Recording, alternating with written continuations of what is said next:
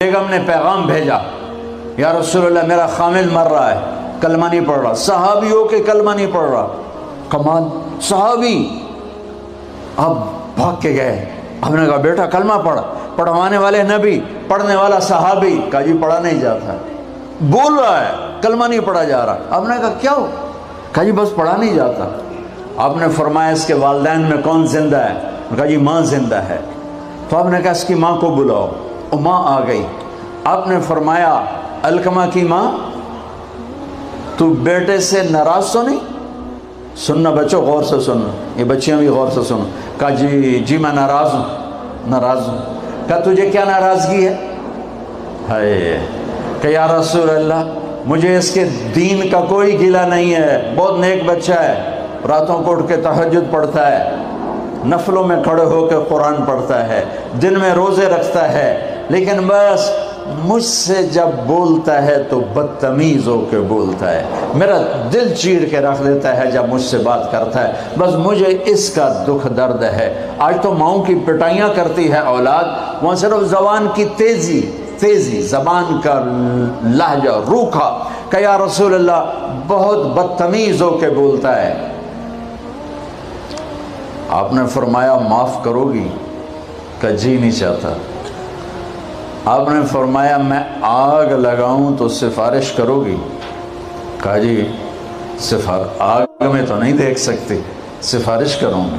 آپ نے فرمایا اگر تو نے معاف نہ کیا تو یہ مرتے ہی اللہ کی آگ میں جلے گا، اس کو صحابی ہونا بھی جہنم سے نہیں کوئی بچا سکتا۔ حالانکہ قرآن کہتا کُلًّا وعد اللہ الحسنى، اے میرے نبی میرا وعدہ ہے تیرے تمام صحابہ جنتی ہیں، لیکن میرے نبی نے کہا سن لے، تو نے معاف نہ کیا تو یہ سیدھا اللہ کی آگ میں جائے گا۔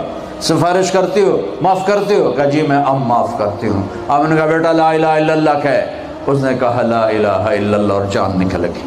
آپ نے اس کا جنازہ پڑھایا، اس کے دفن میں شریک ہوئے، اور پھر اعلان کیا اس کی قبر پہ کھڑے ہو کر جس نے ماں باپ کو دکھ دیا اس پہ اللہ کی لعنت، اس پہ فرشتوں کی لعنت، اس پہ زمین آسمان کی لعنت، ان کی نہ نماز قبول ہے، نہ روزہ قبول ہے، نہ صدقہ قبول ہے۔ یہ ناکام انسان کی شکل ہے بچوں، یہ ہونے والا ہے اللہ کی قسم، کچھ تیاری کر کے مرنا ہے۔ اللہ آپ کو بڑے عہدے دے، بڑی ڈگریاں دے، بڑے کاروبار دے، ہماری تو خوشی ہوگی، ہماری نسل پروان چڑھے، عزتوں کی بلندیاں چوٹیاں طے کرے، پر جب تک اچھے انسان نہیں بنو گے نہ دنیا تمہاری ہے نہ آخرت تمہاری ہے۔ اور اچھے انسان کا معیار ہے میرے نبی پاک صلی اللہ علیہ وسلم کی مبارک پاکیزہ زندگی، اس کے بغیر کوئی انسان نہیں ہے جس کے اندر غلامی مصطفیٰ نہیں، غلامی محمد نہیں، عشق محمد نہیں، عشق رسول نہیں، جس کے اندر میرے نبی کا اتباع نہیں، وہ انسان کہلانے کے قابل نہیں ہے۔ اب ایک آدمی یوں ہو گیا، اس کی نیکیاں ایسے ہو گئیں تو اللہ کا اعلان ہوگا کامیاب ہو گیا، کامیاب ہو گیا، اسے جنت کے جوڑے پہناؤ، اسے جنت کا تاج پہناؤ۔ یہ جائے گا، یہ 5 فٹ کے قد میں، 6 فٹ کے قد میں، لیکن جب اللہ کہے گا کامیاب ہو گیا تو جنت کا جو ہائٹ ہے وہ 5 فٹ نہیں ہے، جنت کی ہائٹ 130 فٹ ہے۔ اللہ نے ہمیں جو بنایا، ہمارے باپ آدم کو جو بنایا اور ہماری اماں حوا کو جو بنایا، 130 فٹ۔ آپ سب بچے شاید جانتے ہوں گے یوسف علیہ السلام کو، یہ بچیاں بھی جانتی ہوں گی، یوسف علیہ السلام کو اللہ نے سب سے حسین بنایا، سب سے خوبصورت یوسف علیہ السلام۔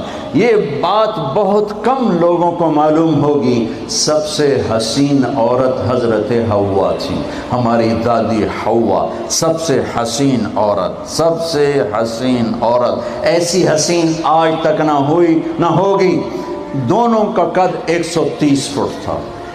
یہ ٹائم کے ساتھ ہم گھس کے نا یہ چھوٹے ہو گئے۔ ہمارے پنجاب میں قوم مراسی بڑے نازک ہوتے ہیں۔ اس ذمہ دار نے مراسی سے کہا میرے گھوڑے کی مالش کر۔ مراسی نے اپنی مالش کبھی نہیں کی تھی، گھوڑے کی کہاں سے کرتا؟ وہ خیر بیچارہ شروع ہو گیا، ذمہ دار گھر گیا، مراسی سو گیا، چور گھوڑا لے گئے۔ جب صبح اس کی آنکھ کھلی اس نے دیکھا گھوڑا تو ہے